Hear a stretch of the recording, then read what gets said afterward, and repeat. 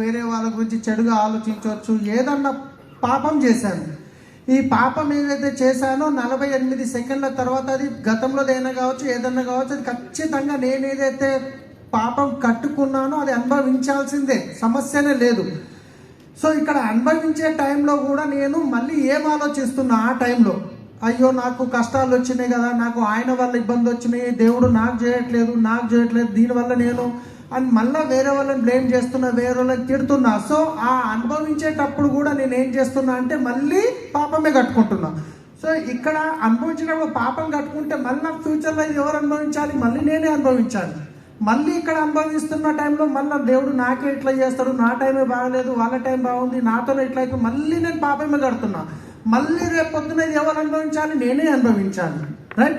So ప్రతి సిచ్యువేషన్లో మనం ఏం చేస్తున్నామంటే ఒక అనుభవం అంటే అకౌంట్లో జమ చేసుకుంటున్నాం, కానీ అది మంచిగా చెడు దాని గురించి తర్వాత క్లారిటీ ఇస్తారు. సో ప్రతి సిచ్యువేషన్లో మనం ఏం చేస్తున్నామంటే మన ఆలోచన బట్టి ఉంటుంది. మనం ఏ టైంలో అయినా కానీ ఇప్పుడు ఒక సిచ్యువేషన్ ఉంది, అది ఆగే కానీ ఏ బోల్ సక్తేనా, ఆదివారం రోజు నేను చెడు ఆలోచించిన పాపం కట్టుకున్నా, సోమవారం రోజు మళ్ళీ అనుభవిస్తున్నాం. మళ్ళీ సోమవారం రోజు ఏదైతే కట్టుకున్నానో మళ్ళీ మంగళవారం నేనే అనుభవించాలి. మరి మంగళవారం రోజు ఏదైతే పాపం నేను ఆలోచించానో అది మళ్ళీ నా అకౌంట్లో జమ అయింది, మళ్ళీ బుధవారం నేనే అనుభవించాలి. సో ఆ బుధవారం రోజు నేనైతే ఆలోచిస్తున్నా పాపం కట్టుకుంటున్నా, మళ్ళీ అది నేనే నెక్స్ట్ ఇది ఈ చక్రం అనేది తిరుగుతూనే ఉంటుంది. దీని తర్వాత ఇంకా చాలా ఉంటుంది, భయ్యా చెప్తారు. అది చెప్పడము, మోసం చేయడం, ఆడపిల్లని చెడుగా చూడడము, మీరు దారిలో పెడుతున్నప్పుడు చూసుకోకుండా ఒక చీమని చంపడము, ప్రతి ఒక్కరు ప్రతిదీ అంటే పాపం అంటే అనుకోండి. ఒక చిన్న ఎగ్జాంపుల్ చెప్తాను. సార్ వాళ్ళు ఉల్లిపాయలు తినరు. ఎందుకు తినరు అంటే కనుక ఆ ఉల్లిపాయలు తిన్నప్పుడు ఆ తినే ప్రాసెస్లో కొంచెం గుడ్ బ్యాక్టీరియా అనేది జనరేట్ అవుతుంది.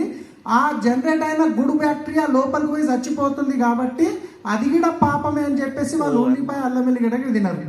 సో అర్థం చేసుకోండి, పాపం అంటే ఎంత చెడుగా చూడడము, వాళ్ళని దయించడము, వాళ్ళ చెక్కు వెళ్తే దయించడము, ఇక చెడు ఏదన్నా కానీ పాపం అంటే ఇక అర్థం చేసుకోండి. మీరు ఏదైనా యూరిన్ పోస్తున్నారు అంటే అక్కడ ఒక చీమ వచ్చి అనుకోకుండా చనిపోయినది పాపమే. సార్ చెప్పడం జరిగింది కదా. సో ప్రతి చిన్న విషయం చెడుగా వేరే వాళ్ళ గురించి చెడు ఆలోచిస్తున్నారంటే అది పాపం.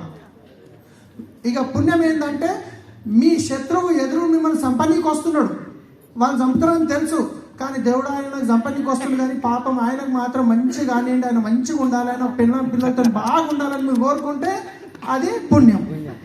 చంపడం మన చేతిలో లేదు, ఆయన శత్రువు.